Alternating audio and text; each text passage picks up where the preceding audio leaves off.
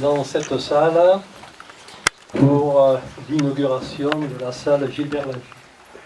Je suis particulièrement heureux et déçu également dans une mesure où je ne vois pas un seul enseignant, pas un, qui travaille actuellement dans cette école qui soit présent.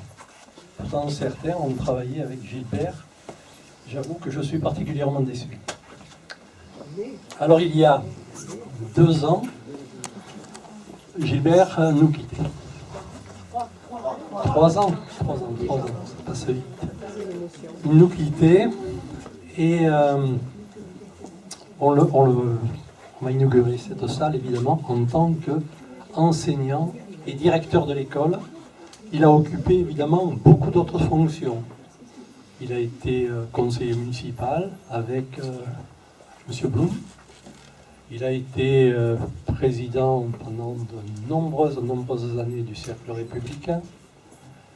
Il a été trésorier de l'association Culture et Patrimoine de Mazan.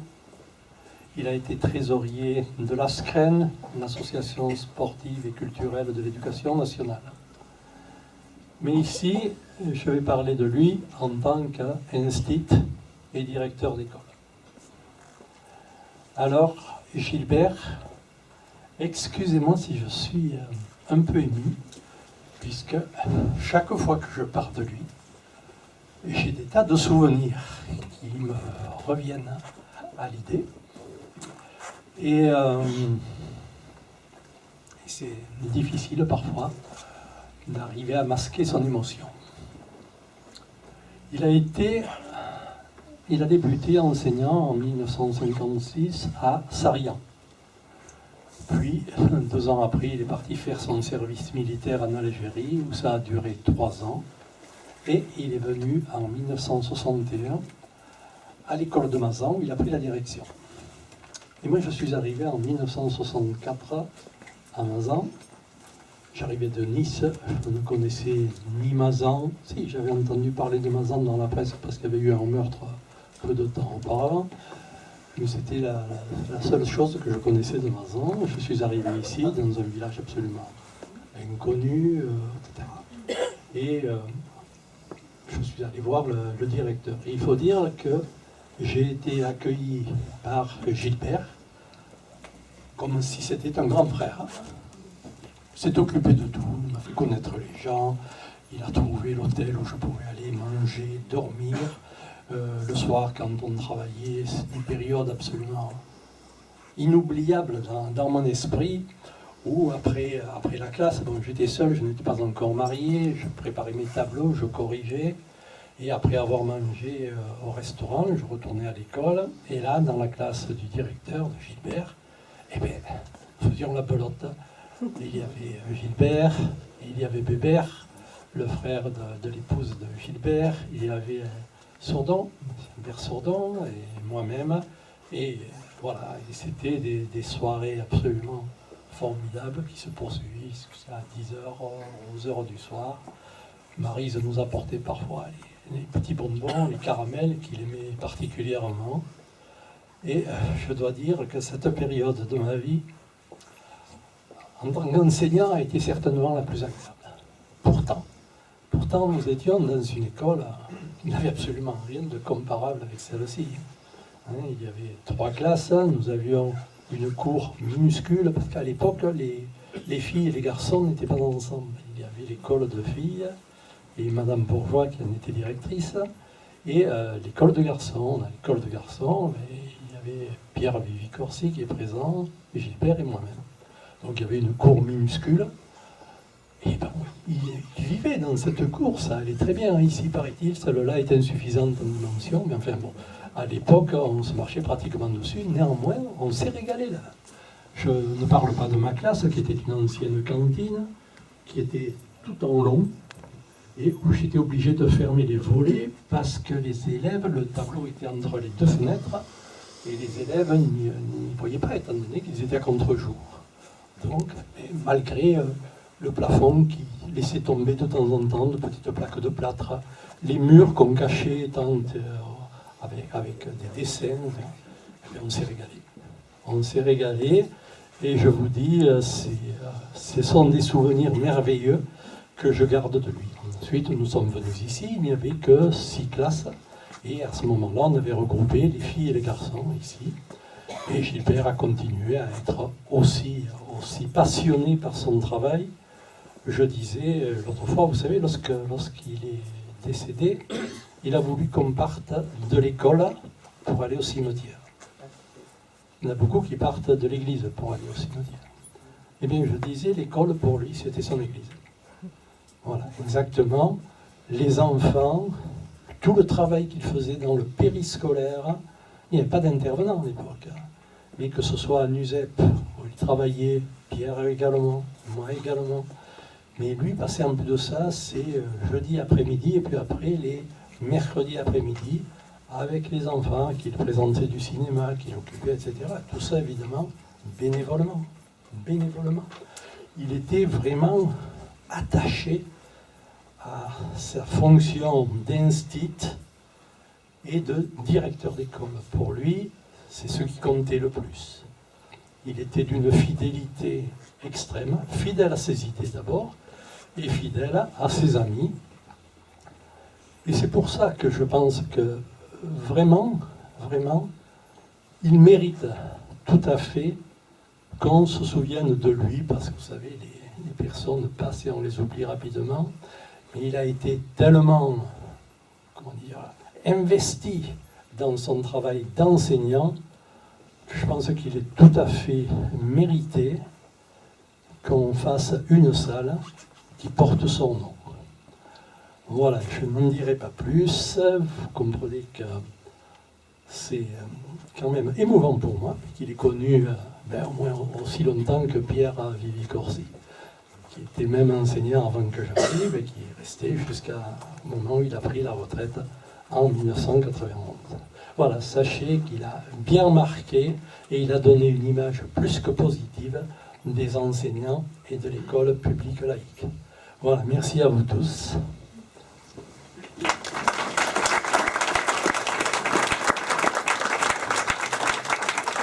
On va dévoiler on laisse la parole d'abord, bien Françoise évidemment. Voilà, Françoise était en route lorsque j'ai été nommé à Mazas. Alors je tenais tout d'abord à remercier Monsieur le maire et ainsi que le conseil municipal évidemment d'avoir organisé cette commémoration. Je remercie également les membres du personnel de la mairie qui ont œuvré pour que cette inauguration puisse se faire, cette cérémonie puisse se faire, pardon. Et je remercie aussi toutes les personnes qui ont bien voulu s'associer à l'hommage que nous rendons aujourd'hui à mon père, Monsieur Gilbert Lager. Voilà, vous avez donné, Monsieur le maire, le nom de Gilbert Lager à cette salle, dans laquelle il organisait, il animait, c'est le jeudi après-midi, puis donc le mercredi après-midi, ces projections de films, qui étaient suivies ensuite de jeux, d'animation. Et c'était vraiment quelque chose de très important parce que pour lui, il voulait que tous les enfants puissent avoir accès à la fois au 7e art, bien sûr, à la culture et surtout les enfants qui étaient les plus démunis. Je crois que ça, c'était quelque chose qui était très important, surtout qu'à l'époque, peu de gens possédaient un poste de télévision. Et dans sa pratique professionnelle, vous l'avez déjà souligné, il avait évidemment le souci constant de la réussite de tous ses élèves, mais particulièrement ceux qui étaient les plus en difficulté, aussi bien intellectuellement que socialement et culturellement. Je crois que ça, c'était vraiment quelque chose qui lui tenait à cœur. Il croyait aussi énormément à sa mission d'enseignant de la République, avec la transmission de la connaissance, mais aussi l'éducation à la citoyenneté. Et d'ailleurs, dans sa vie, dans son métier et également dans sa vie de citoyen, il faisait sans cesse référence aux valeurs de la République, aux valeurs de liberté, égalité, fraternité et de laïcité. Ce qui était très important aussi, vous l'avez souligné, c'était sa tolérance et sa fidélité à l'amitié. La laïcité, il l'a toujours défendue, tout au long de sa vie, encore peut-être plus à la fin de sa vie. Je crois que c'était vraiment quelque chose de très, très important.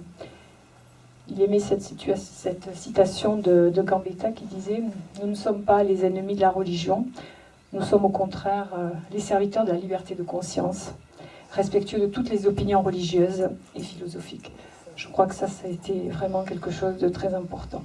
Et je crois qu'il faut toujours le méditer, encore plus aujourd'hui. Même s'il n'accordait que peu d'importance aux honneurs, il aurait été très touché, il aurait énormément apprécié l'hommage que vous lui rendez aujourd'hui. Je crois que, mais toujours comme il était, c'est-à-dire avec simplicité, avec humilité, toujours. Et je crois qu'en plus, le fait que cet hommage lui soit rendu par un ancien collègue, aussi par un ami, et aussi par un élu de la République, je crois qu'il aurait été vraiment très très fier de ça. Je vous remercie. Merci beaucoup pour lui. Merci à tous.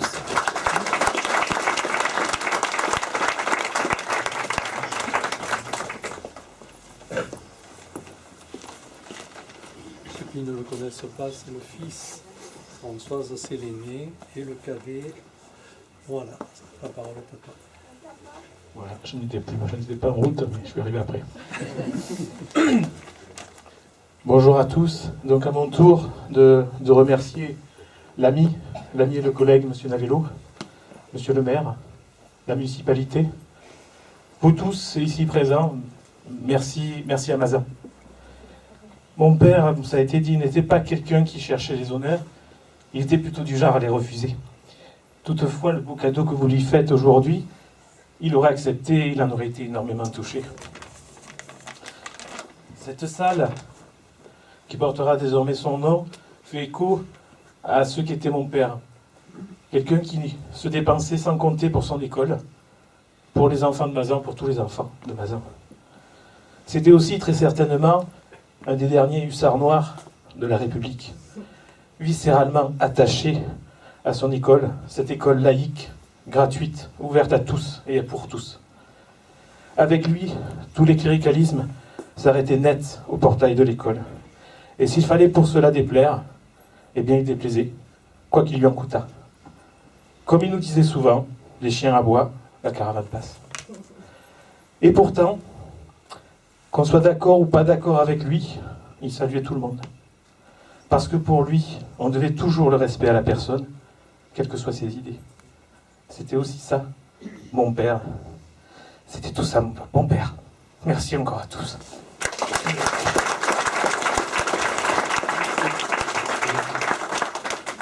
Bon, on m'a dévoilé la plaque. Je pense que Pierre, j'aimerais que tu sois avec moi. Tu es certainement celui qui a connu le plus longtemps Gilbert. Hein? Voilà. Monsieur Olivier Corsi, qui est resté avec Gilbert Lager aussi longtemps que moi, même un peu plus, et qui lui a succédé. Il a tellement marqué l'école, monsieur Lager, que son successeur s'appelait Lager également. Je veux dire, hein. Ensuite, ça c'est... Oui, donc disons qu'il n'a pas laissé de traces. Celui-là. Ensuite, ça a été monsieur Olivier Corsi qui a pris le relais. Voilà. Bon, si tu veux bien. Voilà. Là-bas. Alors, c'est récupérer un peu. Voilà.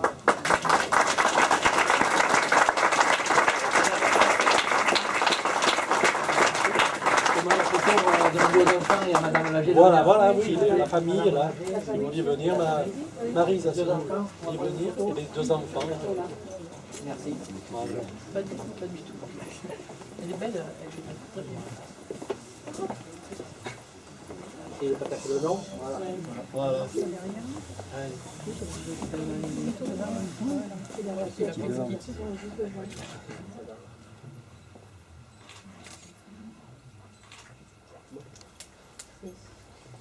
Voilà, ça y est, c'est bon?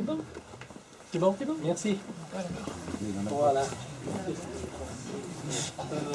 Roseline, en tant qu'adjointe à la culture, aux écoles, etc., j'aimerais que tu remettes à Maryse Lager un bouquet de fleurs. Voilà, elle est devant toi. Je le fais d'autant plus volontiers que c'est vrai, Maryse, c'est une amie. On était à l'école ensemble quand on était jeunes. Donc ça aussi, c'est... Quand on était jeunes, oui. Le siècle dernier. Je crois qu'on est toujours de Oui, dans notre hôtel. et ça me fait très plaisir de voir ça.